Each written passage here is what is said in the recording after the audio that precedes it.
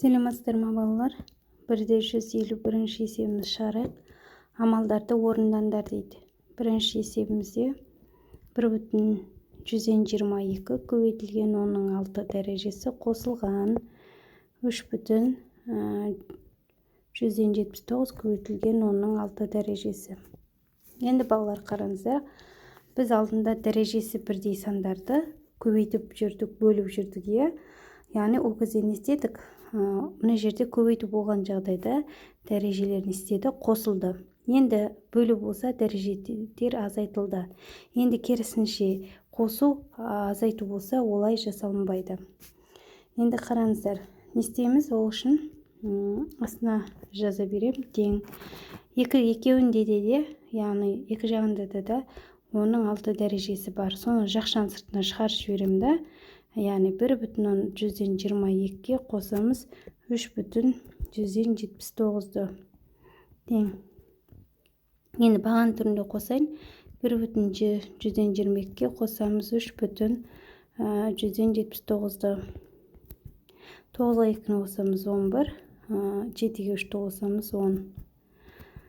3-ке 1-ді қосамыз 4, 4-ке 1-ді қосамыз 5. Яғни 101 көбейтілген 6 дәрежесі болады. Яғни есебіміз осылай шығады.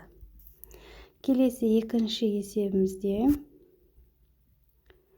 4,2 көбейтілген 3 дәрежесі азайтылған екен. 2,5 көбейту 3 дәрежесі. Бұл есебімізді де тура солай істейміз. Яғни астына жазайын, менде сыймайды. 10-нан -3 дәрежені шығарамыз жақшаның сыртына. 4,2-ден азайтамыз 2,5-ті. Тең. Енді азайтатын болса, ойша азайта берек. 12-ден 5 азайтсақ 7 болады. 3-тен 2-ні азайтамыз 1. Көбейтеміз 3 дәрежесіне. Есебіміз осылай ғана шығады. Ары қарай шығармаймыз. Келесі үшінші есебімізде 9,5 көбейтілген 7 дәрежесі азайтылған 3,9 көбейтілген 7 дәрежесі тең.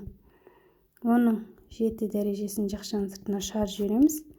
9,5-тен азайтамыз 3,9-ды. Тең. Яғни 9,5-тен 3,9 азайтатын болсақ 5,6 болады.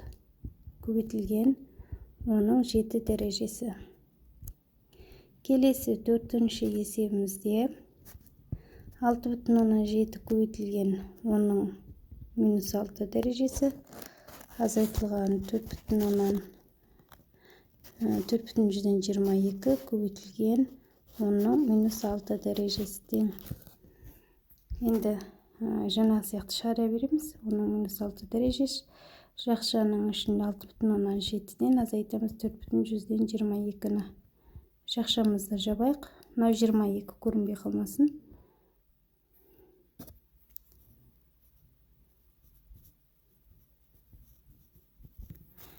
Тең. Енді 6,7-ден 4,122-ні азайтатын болсақ 2,148 болады. Көбейтілген 6 дәрежесі.